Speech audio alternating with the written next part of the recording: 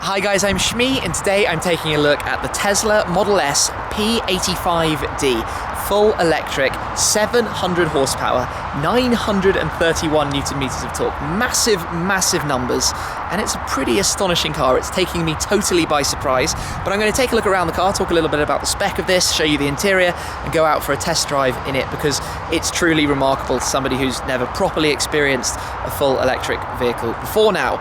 So this particular car, the P85D, one of the top spec versions.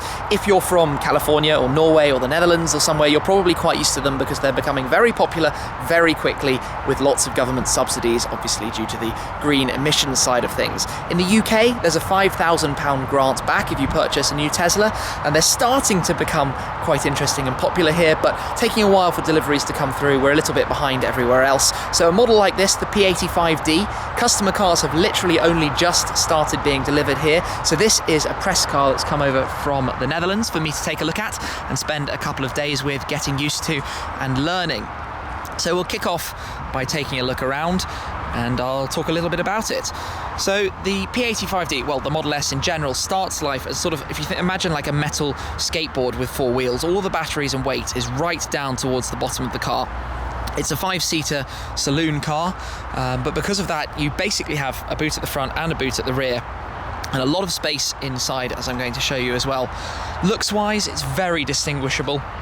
Having spent some time myself in California last year, where I saw an awful lot of Model S's, you get very used to this shape, all the sort of radar stuff in the centre, very distinguishable front lights, and a pretty sporty look for such a car. If you think about it, this is a £103,000 car before grant, so 98,000 after the grant. So it's up there against, you know, Panamera Turbo S and other sort of very luxury saloon cars. As we come round, take a look at the rear. And a very smart look with the metal finishing trim through the centre just above the number plate, and also a chrome lower diffuser as well. This car's running on the optional 21-inch wheels, but I'll get to the specification in a moment. As I walk up to it, because I have the key in my pocket, I'm actually fumbling around just this second to take it out to show you, because the key itself is a very elegant little piece. It's a sort of model car, if you will. And as I walk up towards the car, it recognises I'm coming close, and the handles open up. Now these are touch sensitive, so as you pull on the back, it doesn't actually pull, it just releases the door and opens it up to show you the inside. Other parts of the key that are relevant here: you can lock the car with a single press on the top, open the car if you wanted to manually with a double press on the top. And because it's a car shape, if you want to open the boot, you double press on the rear and the boot opens up. And just quickly while we're here, I'll demonstrate the storage of the car, because there is a pretty big boot back here with a low boot floor. And as you'd expect, there's a button to close that down. And then if I come around to the front, same again with the front, double press and the bonnet opens up. And again, you have a storage area here as well. So there are a couple of different types of models, and I'm going to get to this in a moment. This has the extra front motors as well, so there's a motor back here. If you didn't have that, you would have a larger storage area, but that's quite nice to have that. You can fit an extra piece of luggage in the front there. Just close it up. So if I come back round to the rear, here, the P85D. So there are a couple of different versions, the 70, the 85 and the 90, which represent the power of the batteries in the car.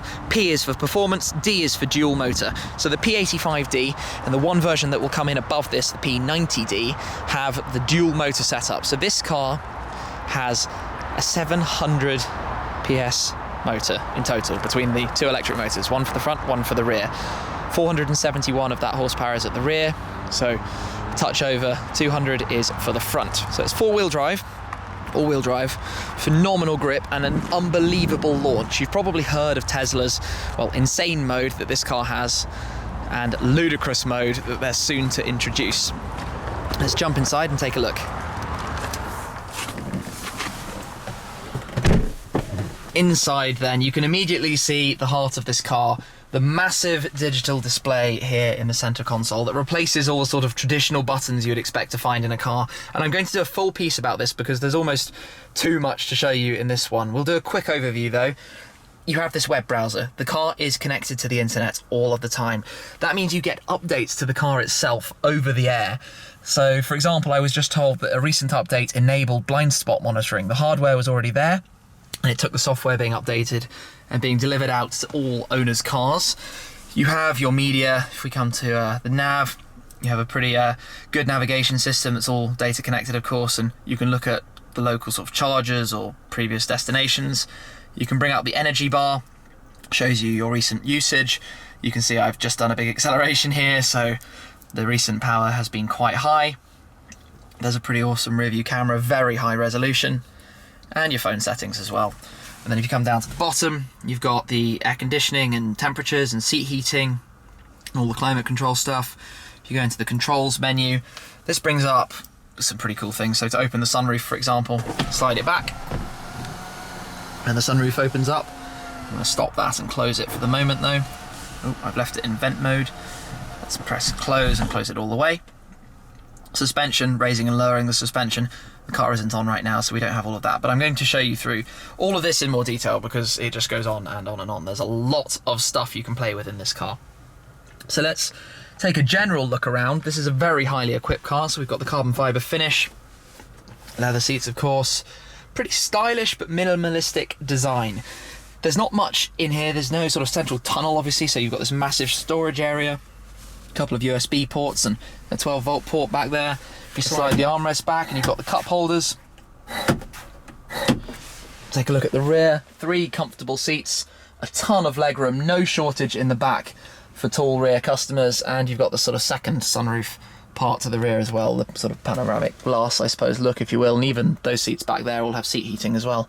So there's a lot of view, and you can also get an extra set of 2 seats in the back, so it can become like a 7-seater kind of thing. Now, around the steering wheel, Tesla logo in the centre, of course. Nice bit of chrome trim around it. On the left, you've got the sort of volume radio, press to mute, next, last track buttons. On the right, you've got the controls for the screen. So if you press this, you get through a couple of different modes you can look at on here. Take that back, and the voice control button. The lower stalk here, you've got the cruise control settings. Just above that, there's actually a very cool cruise control. It's adaptive, so if the car in front of you comes to a stop, you come to a stop. If the car in front of you then starts moving, you come and start moving as well. Then the electronic steering wheel control dial just down there. Above that, the usual lights and wipers dial. And on the right is the gearbox sort of settings. Well, gearbox is 1 gear, of course, it's electric. You press the brake like I just did, and that brings the car to life. It's chiming away because I don't have my seatbelt on, so I'm going to put that on just so we don't have to listen to noises. And the car, well, it's awake. You know, if you think of it like an iPhone, you've pressed the button and woken it up. You haven't engaged it, but the car is now alive. So in the centre, we have the speedometer with the battery level, typical range, which is based on sort of the European cycle specification that's given. Current miles per hour just above that. To the left, it would show your navigation if you had a destination set. It shows your radio settings if you've got the radio on. And you get that mini graph of fuel. There's definitely no fuel of energy consumption as well, with some information stuff along the bottom. So then what you would do next, with your foot on the brake, you would put it into drive, and off you would go. As I pull away, the first thing you're going to notice is the completely eerie sound of near-on silence. We've got no petrol engine.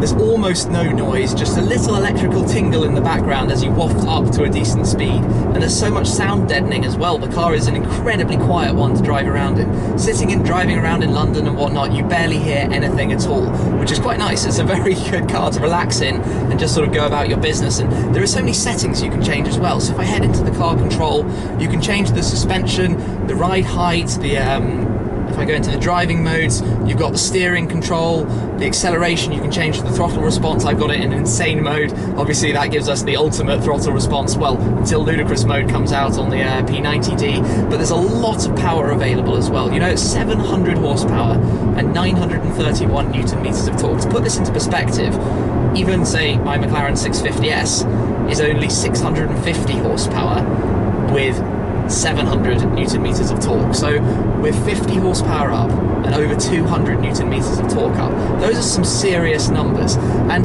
it's the whole way this car is connected and configurable. It just lets you change so much and I guess play around with it. And it has a phenomenal amount of technology. It's completely set up to be an autonomous car. This car has everything it needs to drive itself. The only reason it doesn't is because the laws don't allow it yet. But obviously in the future, it looks kind of like that is going to happen. Now, if I put my foot down, away we go, and it just makes your whole body sort of get pushed back into the seat and have to reconfigure what's going on and think about it and try and work it out. It's just a sensation that I'm completely not used to. And if I do it a little bit more here, goodness me, and certainly when you've got passengers, it's just the like total feeling of the torque being instantly on. As soon as you touch the throttle, all of that torque is immediately there. And when you do like a launch off the line, that is something else. The amount of sort of power pulling you forwards, especially with the all-wheel drive system, four-wheel drive doing its best, is truly crazy. And it has so much tech stuff. Like, one of the cool things I love is the suspension mode. If you put it up, let's say very high, because you're at an area with some big speed bumps or you've got a nasty driveway to try and get into, it remembers where you did that, and then in future when you arrive at that location, it will automatically put the suspension up into the very high mode so you don't have to do it again. Simple, well perhaps not simple things, but things like that are what make this car so unbelievably genius. It's such a remarkable piece of technology. It's more a sort of tech thing, I guess, than it is a car thing. But my word, it's so clever. So clever. And I've got nobody behind me now, so that can only be an excuse just to try this and come to a stop. And this is where literally no launch control, nothing fancy, just press the accelerator, put your head back and go. Yeah, goodness me. Sheesh, Louise. There aren't really words that describe it. It's like 0 to 30 faster than anything else in the world can do, and it's just off the line with no drama. Brilliant traction settings, I guess, doing all the work behind the scenes. But it just gets up and goes 0 to 60 3.1 seconds, and when the ludicrous mode comes out, 0 to 60 is only 2.8. That is such a quick acceleration. It's just boggling to the mind. But it's also not a bad car to drive. Yes, it's big, so I guess it's not as direct as, say, a sports car is, but the steering feel is not bad at all. The car doesn't roll as much as you might think it would, because all of the weight of the batteries is right down on the floor, so there's next to nothing, you know, causing, I guess, body roll. There's an incredibly low centre of gravity. It's not particularly firm or uncomfortable over these kind of roads either, and I've been on over a couple of pretty big bumps on it. Positioning, you've got great visibility. You can see all around the car. I'm driving a left-hand drive car and having no issues. It's not particularly big. It's not a small car in terms of width, but equally it's not overly huge. You know, lots of comfortable cars that could seat 5 people, I guess, in comfort would take up significantly more of the road and be much harder to position.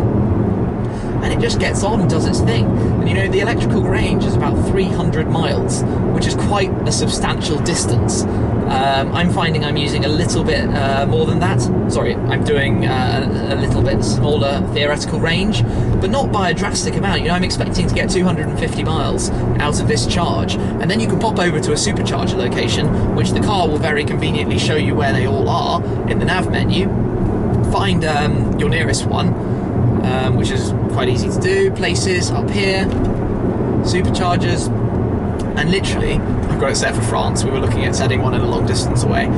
Literally, just set it, go, and it will charge up 50% of your battery in 20 minutes, 80% of your battery in 40 minutes, and then you basically stop at 80% so you don't sort of wear out the lifetime of the batteries. But 40 minutes to basically get you, well, I suppose 80% is 240 miles worth of juice, is not too bad. That's just going into a service station stop for dinner or something anyway. And something really cool is if you set the navigation to somewhere a long way away, it will actually give you like the supercharger spots you need to go to. It will preempt where you're going to need to stop to charge up and sort of plan all of that in for you, which is kind of cool. And the observant ones of you might notice I'm actually just doing a loop because I'm unfamiliar with the roads, but it's a good one to drive just to get a feel of the car while I'm pootling around here. So I'm going to show all of that in more detail because there's so much to it to sort of discuss. But this is a really eye-opening experience to me, discovering what it's like, I guess, driving an electric car a little bit more and how awesome it is. It's just something different. It's just totally different. It's a completely like new way of looking at things and thinking about things and seeing how it all works. So I've really enjoyed this experience. Would I consider buying one? I think not quite yet, because I need a little bit more infrastructure to fit my life. For example, in my garage at home, I have no way to install a power cable, and that's pretty vital for this. Although I guess you could just stop at superchargers every now and then. Interesting other thing there, lane guidance. As soon as you start going towards the edge of a lane, the lane's got a bit narrow on that stretch of road. It sort of makes a vibration feel, so you know everything's good. It has adaptive cruise control, so if you're stuck in traffic and you sort of come up to the car in front, it will slow you right down to a stop, and then as the car in front starts moving again, it will pull you away. So all that kind of stuff is really awesome technology, and I love it so much, but I just don't quite think yet I could fit one of these into my life, just until there's a little bit more available to make it all work and be able to keep it juiced up. But that's coming so quickly, and Tesla are doing such a brilliant job of it. I think it's only a case of time until we start seeing significantly more by way of electric cars coming into sort of daily life and being able to be used significantly more, that are not just about the green side of things, but also about the performance and the luxury. And that's what this car does, and the hybrid stuff like the hypercars, the P1, the LaFerrari, the 918, is what they do. They use the electric side of things for performance as well as for the pure emission side of things, and this is such an awesome balance. You can see why this car is so unbelievably popular. I think it's time I pull back in, but it's a really impressive drive, and it's totally taken me by surprise. I didn't think I would like it anywhere nearly as much as I have. Coming to a stop, it's back into park by pressing on the end. And basically, you just open the door and jump out. And that is how you sort of turn the car off. And it's pretty trick, because if you now walked away from the car, you wouldn't even need to touch a key. Eventually the car would lock itself, the door handles would pull in, and when they do pull in, they're completely flush, so there's no way to open the car. So that's a pretty neat way of looking at it as well. I'm now going to run over the specification on this specific car. I've got a cheat sheet to make this a little bit easier, but what we're starting with is the Model S P85D. It's £79,900 when you take into account the £5,000 plug-in grant from the government. This particular one finished in the pearl white multi-coat paint. That's £1,250, and it has the all-glass panoramic roof as well, again another £1,250. We've got the 21-inch optional silver turbine wheels, a £3,800 option to upgrade over the 19-inch wheels to these 21s. And I'm led to believe they don't hamper ride comfort too significantly, although I haven't driven the 19-inch wheel car. We've got the optional Tesla red brake calipers, a standard option, well, standard in the sense of it's no charge. And as we come and take a look at the interior, we'll see the £2,100 black next generation seats. And along with that, we have the carbon fibre decor, which is £850, as well as the white Alcantara headliner, which is an included option.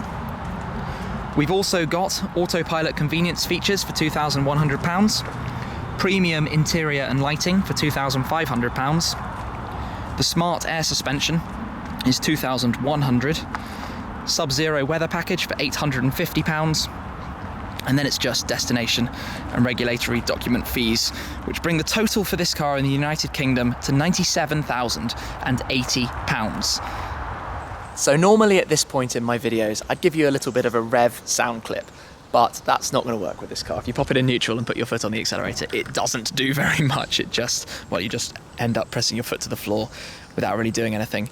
But I think what Tesla have done with it is just astonishing. It actually looks good, and it drives well, and it's a remarkable feat of technology. It's just so cool. I've really enjoyed my drive with the Model S so far. I'm kind of amazed I haven't pushed harder to take one out for a test drive before now. It's been quite an eye-opener to the technology and what they've managed to achieve making this car. But wow, yeah. It's a really unusual experience, and I recommend everybody considering one gives it a go at least, and even anyone else, if you get the opportunity to take a passenger ride in one of these, do it. That launch sort of feeling is so bizarre and different to anything I guarantee you're used to from even a normal car. This thing gets off the line quicker, well, just about as quick off the line as the 918s and Veyrons of this world. It's astonishingly fast. Yes, it doesn't keep going in the way they keep going, but do you actually use that performance? I mean, pushing this off the line, it's almost so fast it's uncomfortable. It's just a completely different feeling to anything you're ever used to. What a cool car. What a cool car. I can't believe more people in the UK aren't picking up Teslas. This has been a phenomenal experience.